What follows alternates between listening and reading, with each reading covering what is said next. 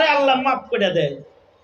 আল্লাহর রাসূল বলছেন এই যে আগামী কালকের রজনী বনু কিলাব গোত্রের ছাগলের পশম পরিমাণ মানুষকে আল্লাহ তাআলা আগামী রজনীতে ক্ষমা করে দিবে। আল্লাহু আকবার কাবীরা। নিসফে শাবানের রজনী।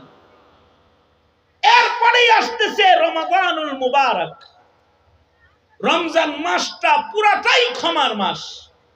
বড় বড় আসামিকে আল্লাহ তাআলা মাফ করে দিবে।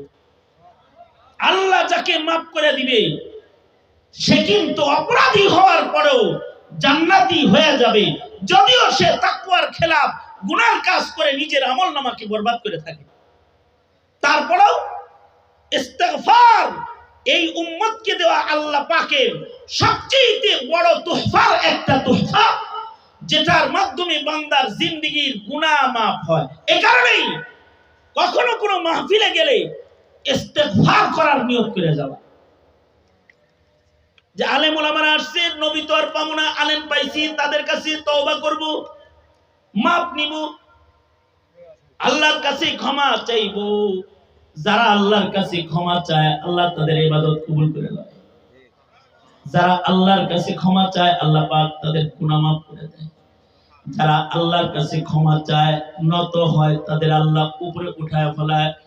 এই কারণেই কিন্তু 5 ওয়াক্ত নামাজ আদায় করার পরে সালাম ফিরায়া কেবলমাত্র সিজদা দিল, নামাজ পড়লো, কিন্তু 1 নাম্বার কাজ হলো আস্তাগফিরুল্লাহ আস্তাগফিরুল্লাহ আস্তাগফিরুল্লাহ।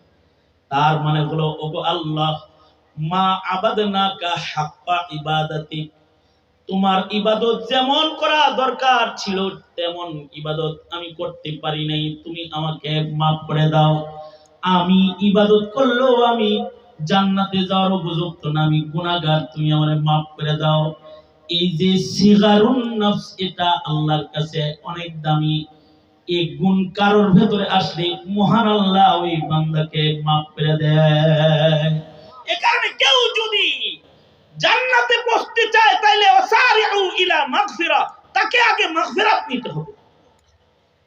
মাগফিরাত যেমনি পাওয়া যায়, যে কাজ করলে পাওয়া যায়, যেখানে গেলে পাওয়া যায়, যে হালতে আল্লাহর কাছ থেকে মাগফিরাত নেওয়া যায়, প্রতিটা চতুর বান্দার আসল মেহনত হবে তার কৃত গুনাহ থেকে ইস্তিগফারের মাধ্যমে ক্ষমা নিয়ে আল্লাহর জান্নাতের দিকে অগ্রসর হওয়া। আল্লাহ তাআলা আগামীর নিসফে শাবানের রজনী এবং আগামীর রমাদানুল মুবারক আমাদের জিন্দেগীর জন্য ক্ষমা পাওয়ার সামান বানানোর বুঝ শক্তি আল্লাহ আমাদেরকে দান করুন। কারণ যার ক্ষমা হয়ে যাবে সে জান্নাত পেয়ে যাবে। সবাই ইস্তিগফার করেন। আস্তাগফিরুল্লাহ রাব্বি মিন কুল্লি যামবি ওয়া আতুবু ইলাইহি লা হাওলা ওয়ালা কুওয়াতা ইল্লা বিল্লাহিল আলিয়্যিল আযীম।